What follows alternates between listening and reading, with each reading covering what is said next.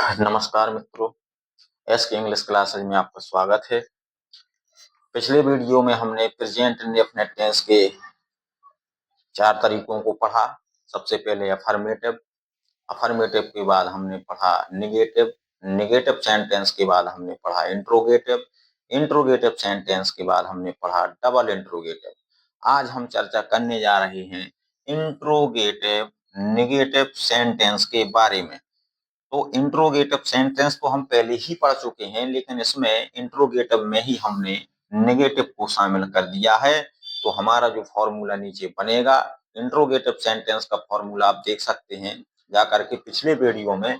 केवल इस फॉर्मूले में हमने सब्जेक्ट के बाद नॉट लगाया हुआ है, यानी कि जो फॉर्मूला हमारा बन के तैयार हुआ है, डू डज सबसे पहले हेल्पिंग वर्ब आएगी, सब्जेक्ट के बाद में हमने यहाँ नॉट लगाया है, इसके बाद एम बी, इसके बाद ऑब्जेक्ट, इसके बाद अदर वर्ड, लास्ट में क्वेश्चन मार्क का हमें विशेष ध्यान देना है, क्योंकि हमें पता है वाक्य हमारा इंट्रोगेटिव है और साथ में नहीं शब्द भी लगा है, तो क्वेश्चन मार्क तो आना ही आना है। यहाँ हम एग्जाम्पल देख सकते हैं, क्या हम क्रिकेट नहीं खेलते हैं? तो ऊपर हमारे सामने फॉर्मूला लिखा हुआ है, इस फॉर्मूला को देख करके हम ये नीचे वाला वाक्य बना सकते हैं। तो सबसे पहले हमें देखना है कि सब्जेक्ट के पहले हमें हेल्पिंग वर्ब लगानी है। तो सब्जेक्ट हमारा है यहाँ हम, जो कि बहुवचन का कर्ता माना जाता है। तो बहुवचन के कर्ता के साथ हमें मालूम है, पिछले वीडियो में हम देख चुके हैं, हेल्पिंग वर्ब आती है डू।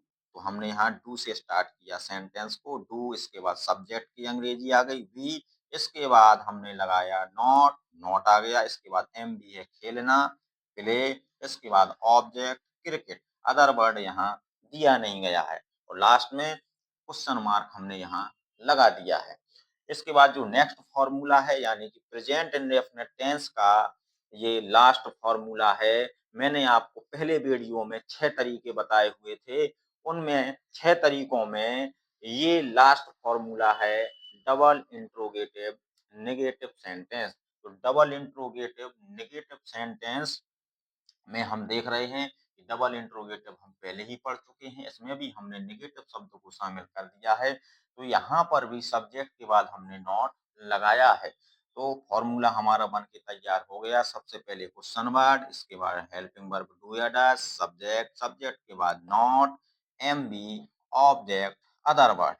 तो हमारा जो एग्जाम्पल है यहाँ, मोहन अपने गांव क्यों नहीं जाता है? तो हमें पता है डबल इंट्रोगेटिव सेंटेंस में फॉर्मूला में सबसे पहले क्वेश्चन वर्ड लिखा हुआ है। तो इस वाक्य में जरा क्वेश्चन वर्ड हम देखते हैं। इस वाक्य का क्वेश्चन वर्ड हमारा है क्यों। तो क्यों इस वाक्य का क्वेश्चन वर्ड है, तो इस क्यों की अंग्रेजी ही हमें सबसे पहले बनाना है। तो हमें मालूम है, पिछले वीडियो में हमने आपको जो है बताया था कि भाई मीन्स क्यों होता है, तो सबसे पहले आ जाएगा भाई, तो क्वेश्चन वर्ड आ गया भाई। फॉर्मूला देखते जाइएगा।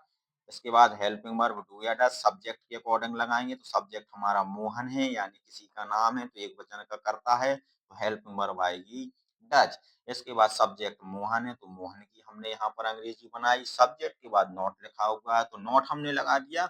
एम बी है हमारा जाना, तो यहाँ पर गो आ जाएगा। इसके बाद हम यहाँ पर टू का भी प्रयोग करेंगे। इसके बाद जो है हमने देखा अपने गांव, तो यहाँ पर जो अपना शब्द होता है वो होता है जब कोई चीज या कोई वस्तु जब हमारे अधिकार में होती है, तो वहां पर हम अपने शब्द का प्रयोग करते हैं, जिसको इंग्लिश में बोलते हैं पजेसिव केस। तो यहाँ पर मोहन के साथ जो अपना शब्द की अंग्रेजी बनाएंगे वो बनाएंगे हेज, यानी कि ये पजेसिव केस हो गया, यानी कि अपना की हमने यहाँ अंग्रेजी बना दी, तो हेज आ जाएगा। इसके बाद लिखा है गांव, तो गांव की अंग्रेजी हमने यहाँ पर बना दी हाउस। तो हमारा जो वाक्य बन के तैयार हो गया है, भाई डज नॉट, भाई does Mohan not go to his house, last में लगा देंगे क्वेश्चन मार्क।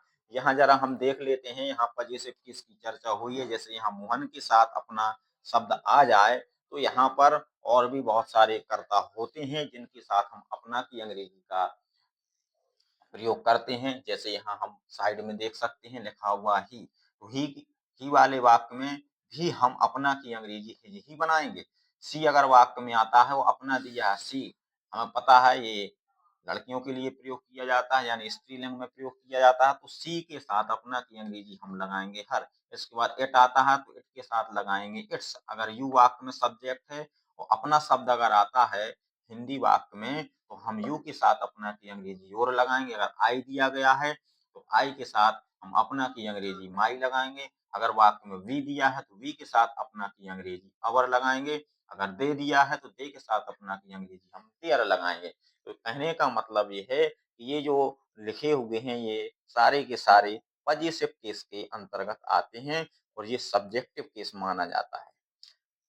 तो कहने का मतलब ये एक छोटी-सी जानकारी थी, इनको भी हमें ध्यान में रख कर के आगे के वाक्यों को बनाना है, इनको आप लोग अपने दिमाग में रखें।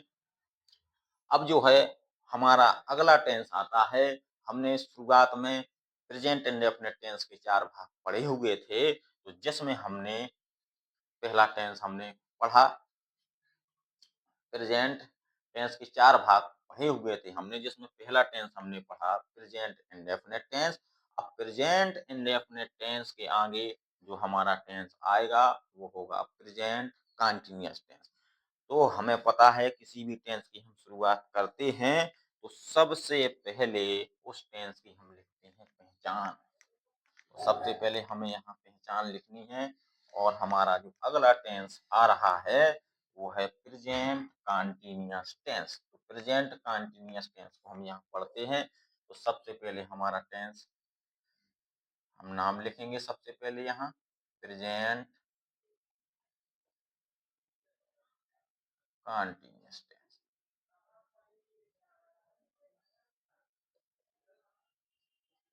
यहाँ पर हम लिखेंगे पहचान। पहचान हम लिखेंगे, पहचान में सबसे पहले आएगा जिन हिंदी वाक्यों की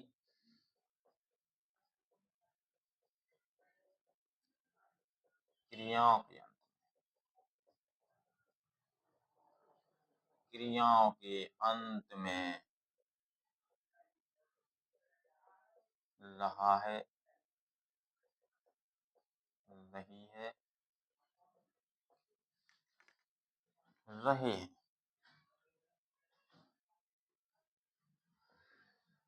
आदि शब्द आते हैं, ऐसे वाक्यों को हम बोलेंगे प्रेजेंट कंटीन्यूअस टेंस। पिछला जो हमने टेंस पढ़ा हुआ था प्रेजेंट इंडेफिनिट टेंस, उसकी जो पहचान थी वो थी अंत में ता है, ती है, ते है। तो अभी हमने प्रेजेंट इंडेफिनिट टेंस पढ़ा, अब शुरुआत हो रही है प्रेजेंट कंटीन्यूअस टेंस की। हमें पता है किसी भी टेंस को पढ़ने के जो 6 तरीके मैंने आपको बताए थे पहले वीडियो में, आप लोग जाकर के देखें, वो 6 तरीके आपको पता चल जाएंगे। तो वो 6 तरीके, जिसमें सबसे पहले अफर्मेटिव था। तो अफर्मेटिव से ही हमें हर टेंस की शुरुआत बार-बार करनी है और सबसे पहले हमारा अफर्मेटिव सेंटेंस भी आता है। अगर हम कोई भी टेंस पढ़ते हैं, तो यहाँ शुरुआत करते हैं हम अफर्मेटिव सेंटेंस से। Affirmative sentence. Present indefinite tense का भी हमने शुरुआत अफर्मेटिव से किया था, यहाँ अब हमारा टेंस है प्रेजेंट कंटीन्यूअस, इसकी शुरुआत भी हम अफर्मेटिव सेंटेंस से ही करेंगे। तो अफर्मेटिव सेंटेंस को हम जो है कैसे बनाते हैं प्रेजेंट कंटीन्यूअस के वाक्यों को, तो उसके लिए हमें यहाँ फॉर्मूला सबसे पहले लिखना पड़ेगा। सब्जेक्ट आएगा सबसे पहले, सब्जेक्ट के बाद यहाँ हेल्पिंग वर्ब लगेगी is am are, is am are plus M B में आईएनजी यहाँ पर लगना है, ऑब्जेक्ट प्लस अदर वर्ड। ये हमारा प्रेजेंट कंटीन्यूअस टेंस के अफर्मेटिव का फॉर्मूला लिखा हुआ। सबसे पहले सब्जेक्ट, इसके बाद यहाँ हम देख रहे हैं 3 हेल्पिंग वर्ब्स आई हुई हैं। पहली है एज, इसके बाद है एम, इसके बाद है आर, इसके बाद एम बी में आईएनजी भी लगाना है, यानी मेन वर्ब में हम यहाँ आईएनजी लगाएंगे। इसके बाद ऑब्जेक्ट, इसके बाद अदर वर्ड यहाँ पर सबसे लास्ट में आएगा। और अब यहाँ जो 3 हेल्पिंग वर्ब दी गई हैं, ये हमें कहाँ प्रयोग करना है, किन कर्ताओं के साथ करना है। तो सबसे पहले हम यहाँ पहला पॉइंट लिखते हैं। आप लोग भी चाहें तो नोट कर सकते हैं। हमें पता है कि ही, शी, इट या नाउन या किसी का नाम के साथ हेल्पिंग वर्ब इज लगाते हैं। पहला पॉइंट हमारा ही, सी, इट या नाउन के साथ हेल्पिंग वर्ब इज लगाते हैं। नाउन का मतलब किसी का नाम आ सकता है। इसके बाद दूसरा पॉइंट है यू, वी, दे या अन्य बहुवचन कर्ता। अन्य बहुवचन कर्ता का मतलब मैंने आपको बताया था पिछले वीडियो में। अन्य बहुवचन में जो एक से ज्यादा होते हैं, लड़के लड़कियां, तो ये आपके बहुवचन में ही आएंगे। तो यहाँ पर हेल्पिंग वर्ब हम आर लगाते हैं।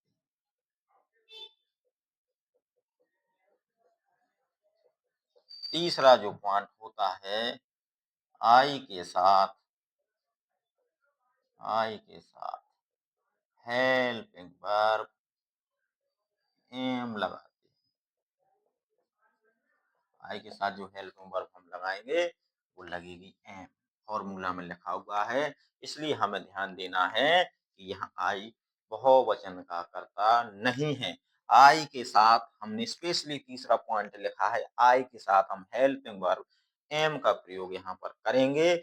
और ही, सी, इट या किसी का नाम के साथ हेल्पिंग वर्ब इज लगाते हैं।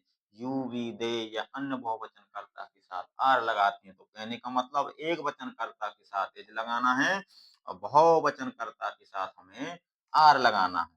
तीसरा पॉइंट आई के साथ हमें हेल्पिंग वर्ब एम लगाना है। तो ये 3 पॉइंट हमें अपने दिमाग में रखते हुए अब फॉर्मूला हमारे सामने लिखा हुआ है। अब हम यहाँ पर एग्जाम्पल देख लेते हैं। वह किताब खरीद रहा है। वह किताब खरीद रहा है। अभी सेंटेंस हमारा लिखा हुआ है। सेंटेंस वह किताब खरीद रहा है। तो यहाँ पर जो है हम देखें, इस वाक्य में जो है सब्जेक्ट क्या है, वह। तो सबसे पहले हमें सब्जेक्ट की अंग्रेजी बनानी है। यहाँ पर आएगा ही। इसके बाद सहायक क्रिया यहाँ पर आएगी एज। ही हेल्पिंग वर्ब लगाएंगे एज। इसके बाद जो है यहाँ पर एमबी में आईएनजी लगाना है, खरीदना। He is reading, he is reading. इसके बाद ऑब्जेक्ट आ जाएगा द बुक। तो यहाँ पर हम देखें, अब सब्जेक्ट से हमें यहाँ वाक्य को मिलाना है, मतलब सॉरी फॉर्मूला से यहाँ वाक्य को मिलाना है। सब्जेक्ट ही आ गया, एजएमआर में से एज आ गया। इसके बाद एमबी में आईएनजी रीडिंग। इसके बाद ऑब्जेक्ट है द बुक। तो ये जो है प्रेजेंट कंटीन्यूअस टेंस का अफर्मेटिव सेंटेंस का वाक्य दिया गया है। इसके बाद जो अगला जो फॉर्मूला आएगा वो आएगा नेगेटिव सेंटेंस का। तो यहाँ पर हम नेगेटिव सेंटेंस की चर्चा अगले वीडियो में करते हैं।